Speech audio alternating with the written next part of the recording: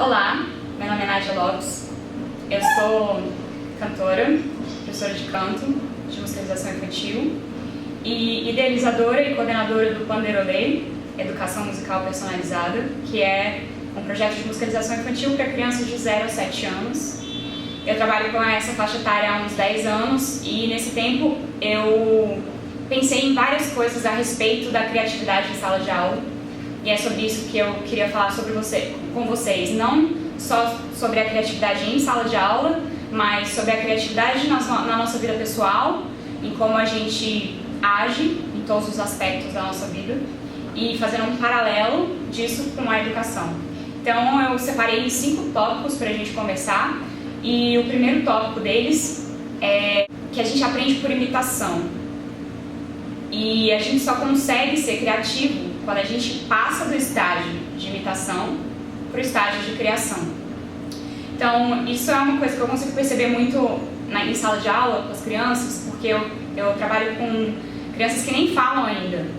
E elas aprendem a falar a língua materna pela imitação de sons, por ouvir sons e reproduzir. E o mesmo acontece com a própria educação musical. As crianças aprendem por imitação. E mais pra frente é que elas conseguem imitar e criar em cima da linguagem que elas aprenderam.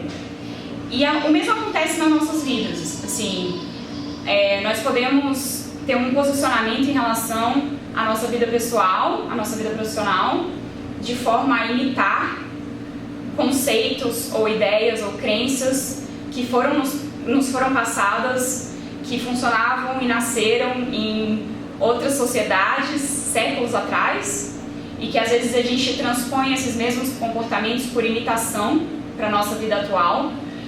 E, ao meu ver, ser criativo seria você ter um posicionamento em relação à sua vida que fosse de criação e não de imitação. E aí a gente entra no segundo tópico que eu escolhi para a gente conversar, que é: você só consegue ser você mesmo sendo criativo. Até o ponto que você está sendo uma cópia do que você já viu, é o primeiro estágio de desenvolvimento de imitação, no qual você ainda não assume responsabilidade pelo que você é e não se expõe para o mundo com o que você é. E, assim, é muito importante ressaltar que esse é um comportamento aprendido e que nós podemos assumir responsabilidade por esse comportamento a partir do momento que a gente se torna consciente dele. E isso é muito claro para mim, porque nas minhas aulas de música a gente cria essa atmosfera de fomentar criação no comportamento das crianças, apresentando músicas e atividades que tenham a capacidade e o espaço de proporcionar criação, seja de ressignificação dessa música, contando uma outra história, mudando os personagens, criando melodias diferentes, ritmos diferentes e até criando músicas inteiras diferentes. Isso com crianças de 4, 5 anos. Então, assim, é toda uma postura completamente diferente da postura na qual nós fomos educados, da qual muitas gerações seguiram, pensando que o importante seria imitar e constantemente imitar e colocar o desconhecido como um tabu, como uma coisa que, não, se você faz uma coisa desconhecida, você não faz parte desse grupo de elite intelectual que faz as coisas dessa determinada maneira há muitos anos. Mas esse é um outro papo, então vamos prosseguir. O terceiro tópico que eu coloquei pra gente conversar é que a criatividade está em tudo. A criatividade está no que a gente menos espera, ela está em cada aspecto da nossa vida e a gente provavelmente está sendo criativo sem saber.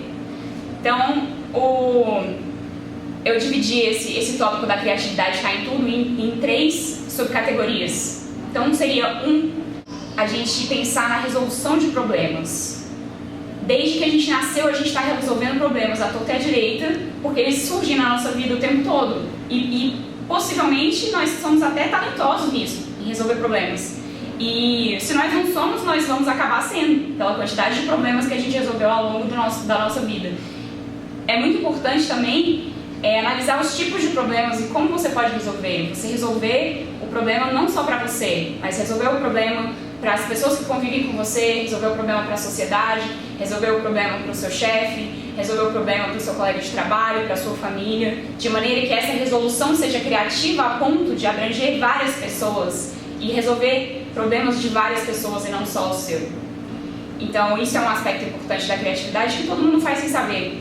E o segundo ponto seria a questão da inteligência emocional, porque assim, esse é um papo muito atual. Inclusive eu recomendo o livro do Daniel Goleman, que é assim, famosíssimo, clássico sobre esse assunto, que chama Inteligência Emocional.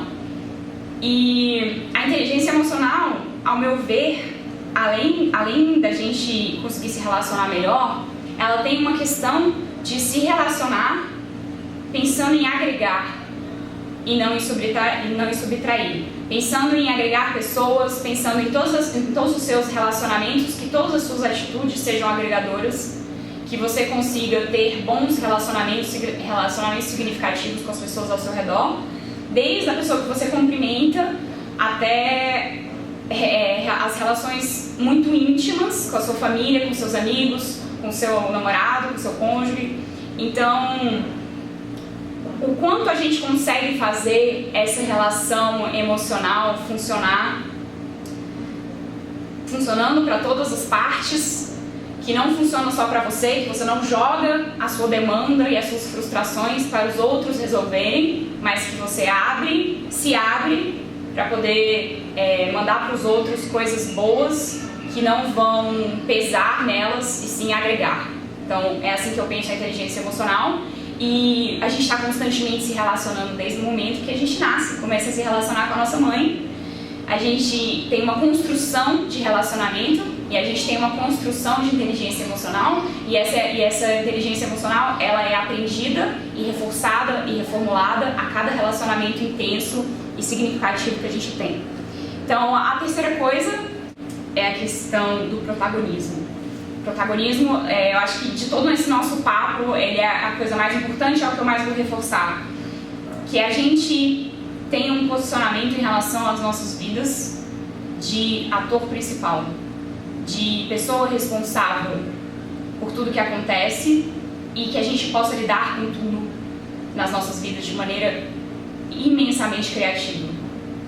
Porque é muito comum que a gente assuma posicionamentos e nas nossas relações e comportamentos que foram aprendidos, que a gente tenha crenças que são demandas de outras pessoas e que às vezes a gente não vê como isso está afetando a nossa vida, mas que a gente pode exercer a nossa criatividade da melhor maneira possível, sendo protagonista, sempre. Então com isso eu fecho. A criatividade é tudo, porque pra mim ela é tudo.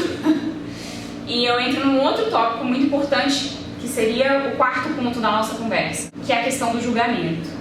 Então, muitas vezes, na nossa educação, nós aprendemos que errar é ruim, que erra quem é incompetente, que erra quem não é bom em alguma coisa.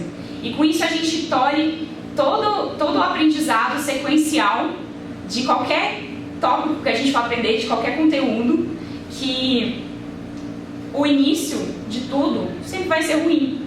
Você não pode esperar começar como um profissional numa determinada coisa que você está aprendendo, porque você está aprendendo e o erro faz parte desse aprendizado. Mas isso não é um senso comum ainda na nossa sociedade, que o erro é um aprendizado. Então a gente tem que tomar muito cuidado para não julgar as pessoas quando elas estão aprendendo, porque isso significa que a gente vai estar se julgando ferozmente quando a gente estiver aprendendo também. E que nós não sejamos fiscais da criatividade alheia, que nós não sejamos fiscais do processo de criatividade do outro. Então, isso é de extrema importância. Assim, o fato da gente não julgar, da gente ter relações amistosas com o aprendizado das pessoas ao nosso redor. E isso é uma coisa que eu trago muito para a sala de aula. Afinal, como a gente ia conseguir criar, como a gente ia conseguir respeitar a criação num universo infantil, se a gente ficasse julgando, tolhindo e imprimindo a nossa história de vida em cima da criação do outro. Então, o nosso posicionamento diante da arte não deve ser um posicionamento julgador, deve ser um posicionamento compreensivo sempre.